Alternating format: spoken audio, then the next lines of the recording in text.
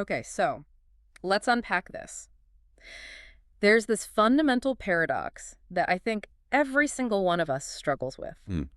Absolutely. You know what I'm talking about. We know what is good for us rationally. Eat healthier, start that project you've been putting off, stop, doom scrolling on your phone every night. We have all the information. Exactly. We have the information, yet we consistently, almost like we're on autopilot, repeat the habits that lead to the exact suffering we say we want to avoid. It's like, why do we keep walking into the same wall when we know exactly where the door is? And that is the deep, really frustrating question that drives the whole dialogue we're looking at today. It's all framed around what's called the law of accountability. Right. And this isn't, a dive into some self-help platitudes or motivation hacks.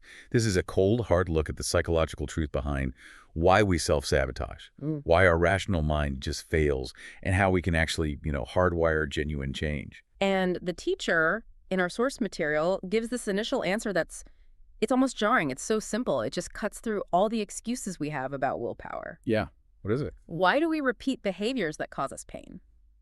The teacher says it's because the pain of the consequences is, and this is a direct quote, simply not close enough. That's the whole mechanism right there. That's what we have to understand. Our mission in this deep dive is to really solidify this concept that proximity, how close you are to the consequence, is the only true driver of our behavior. So it's not about knowing better. No. And crucially, it's about how you can manufacture that proximity in your own life. People don't change because they know something is bad for them.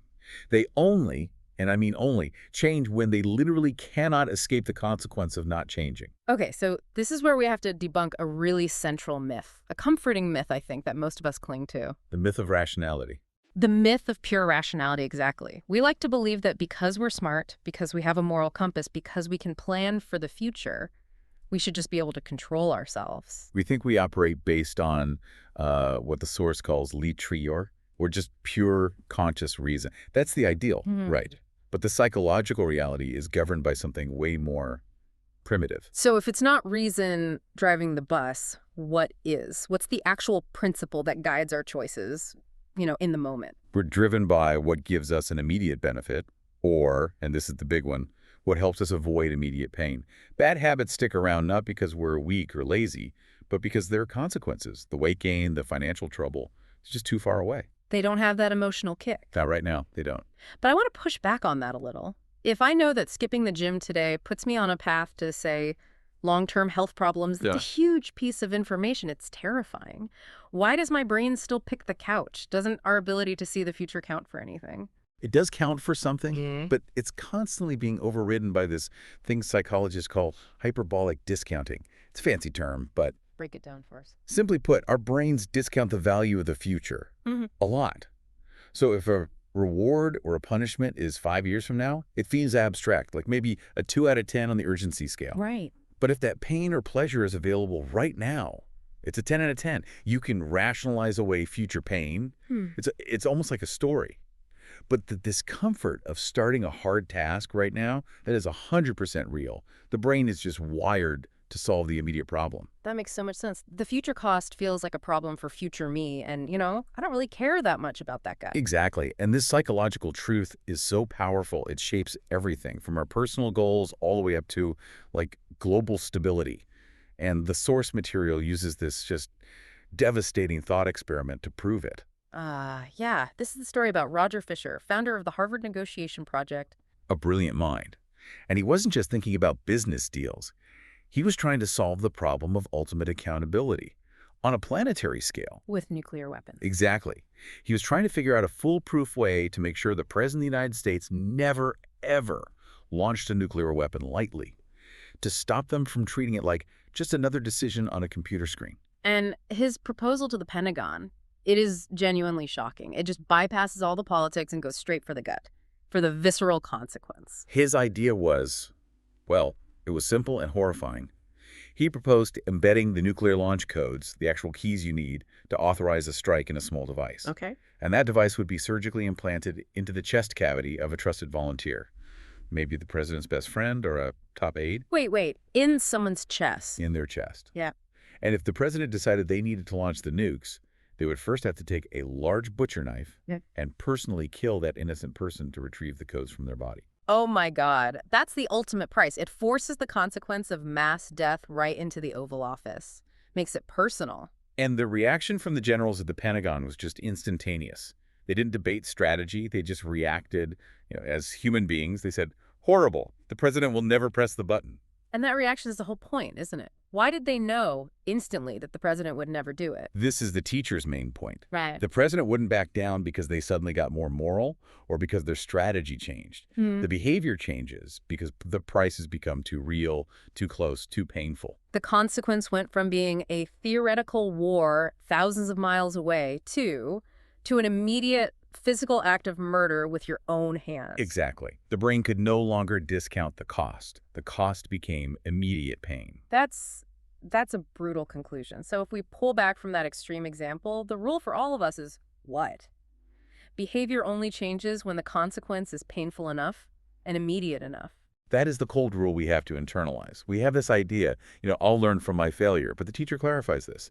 You don't learn from failure itself. You learn from failure having an immediate, tangible, paid price, a geophytron. Without that payment, failure is just Seder. It's just data we ignore. And we see this working perfectly in some jobs, right? Where the system itself is designed to have high stakes. It forces accountability. Totally. Take a surgeon. Why do they operate with such intense focus? I mean, sure, ethics are a part of it, but the immediate consequence is everything. Right. A mistake isn't some abstract problem down the line. A mistake means a person can die right there on the table. Yeah. It means you lose your license, you get sued, your career is ruined instantly. The price of failure is paid now. That's such a high level of accountability. And you can contrast that with, say, a manager who makes a bad budget forecast. The real consequence might not show up for a year, maybe more. Exactly. By then, the blame is spread out, or maybe they've already moved to a new job. The system is flawed because the consequence is so distant. Now, think about the restaurant business. It lives and dies on this stuff. A chef has to cook good food, not just because they love cooking, but because a bad meal means that customer is gone forever. Yeah. And they probably leave a bad review online that hurts you immediately. The punishment is swift. The consequence is measured in minutes, not months. And we even see this on a boring, mundane level with our bills. You pay your credit card bill on time, not because you suddenly got motivated to be a great budgeter. No.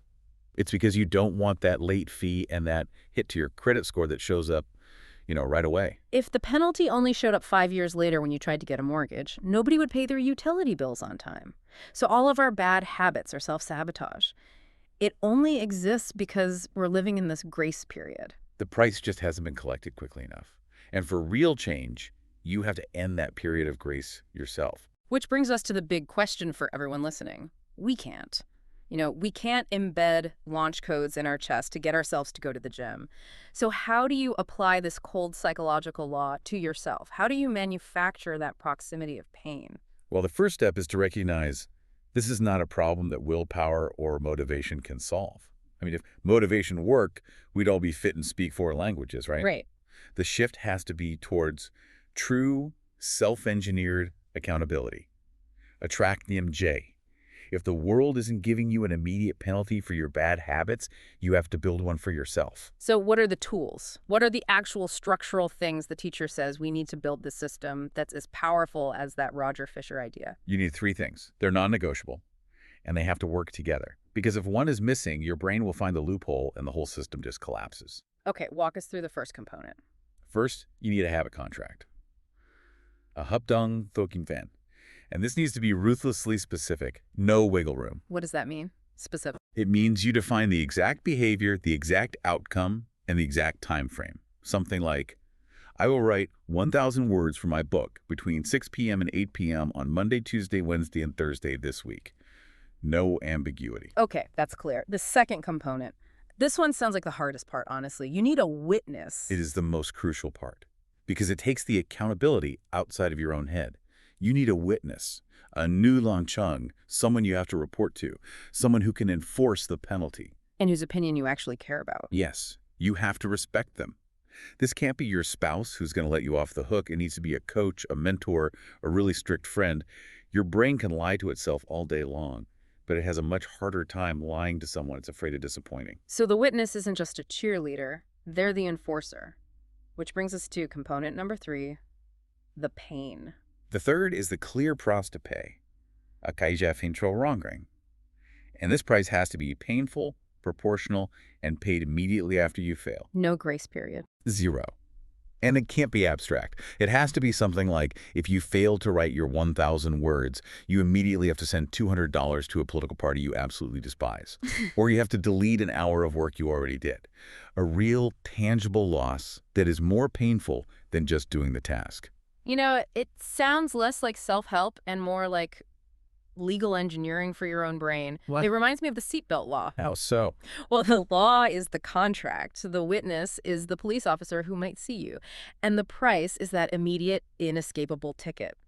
It works not because we all suddenly became safer drivers overnight, but because the consequence is swift and certain. That's a perfect parallel. You're creating a personal law that's just as effective. And it leads to this final kind of sobering piece of wisdom from the source. People don't change because of motivation. They change because they do not want to pay the price. Our brains are better at avoiding a guaranteed loss than chasing a potential gain. Much, much better. It's a huge shift in perspective. It kind of takes the blame off our willpower, whatever that is. The problem isn't that you lack resolve. It's that you haven't had an awakening to the real consequence. Right. When you design your life so you are forced to stare the price of inaction right in the face, right now, the behavior it takes care of itself. You're not relying on some fleeting feeling you have on a Monday morning anymore. Not at all. You're setting up a system where the pain of paying the penalty today outweighs the comfort of slipping back into the bad habit today. You make the bad choice more expensive right now. So for the person listening who wants to make a real change, the source material is basically saying you need to stop asking the soft questions and start asking the hard ones. Absolutely. Stop asking, do I have enough resolve this time? It's a useless question. Instead, ask 2 much more difficult, much more powerful questions. And the first one demands some brutal honesty, I imagine. It does.